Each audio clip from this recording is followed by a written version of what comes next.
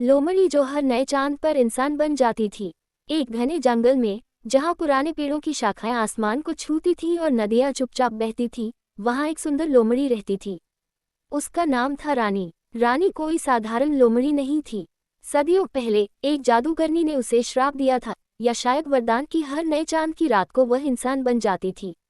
दिन के समय वह जंगल में घूमती, शिकार करती और अपनी दुनिया में खुश रहती, लेकिन जैसे ही नया चांद आसमान में उगता, उसकी लोमड़ी की खाल उतर जाती और वह एक खूबसूरत युवती में बदल जाती।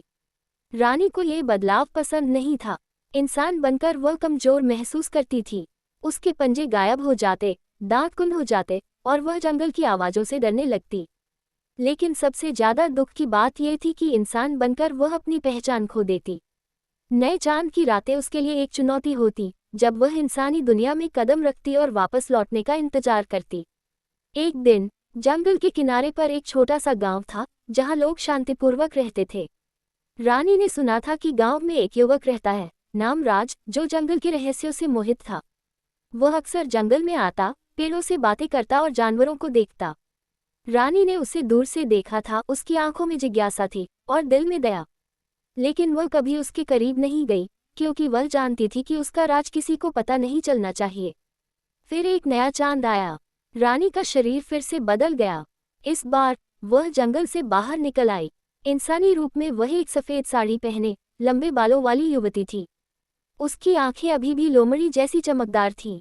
वह गांव की ओर चली गई, शायद उत्सुकता से, शायद अकेलेपन से। गांव में एक मेला लगा था। लोग नाच रहे थे, गा रहे थे। रानी वहां पहुंची और भीड़ में खो गई। अचानक उसकी नजर राज पर पड़ी। राज एक पेड़ के नीचे बैठा गिटार बजा रहा था। उसकी धुन इतनी मधुर थी कि रानी रुक गई। तुम कौन हो? राज ने पूछा, जब उसने रानी को देखा।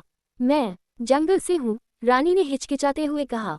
उसकी आवाज मीठी थी, लेकिन डरी हुई। राज मुस्कुराया। जंगल से? वहां तो सिर्फ जानवर रहते हैं, लेकिन तुम तो लगती हो जैसे कोई परी हो।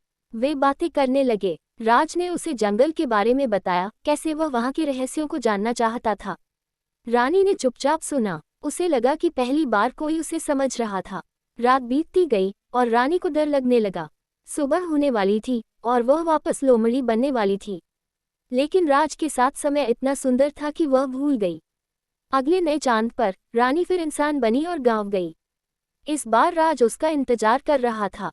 वे साथ घूमे, नदी किनारे बैठे, सितारों को देखा। राज ने कहा, तुम हर नए चांद पर आती हो। क्यों? रानी ने झूठ बोला, मैं दूर के गांव से हूँ, सिर्फ इन रातों में आ पाती हूँ। लेकिन प्यार हो गया। राज को रानी से मोहब्बत हो गई, और रानी को भी। वह सोचती, काश ये श्राप हमेशा का हो जाता। लेकिन वह जानती थी कि यह असंभव था। एक रात जब नया चांद फिर आया, रानी राज से मिलने गई। लेकिन इस बार जंगल में एक शिकारी था। शिकारी ने रानी को लोमड़ी के रूप में देखा था और उसका पीछा किया। इंसान बनकर रानी भागी, लेकिन शिकारी ने उसे पहचान लिया। ये वही लोमड़ी है जो इंसान बनती है। शिकारी चिल्लाया। राज ने सुना और दौड़ा। वह रानी को बचाने आया। संघर्ष हुआ। शिकारी ने गोली चलाई, लेकिन राज ने रानी को बचा लिया।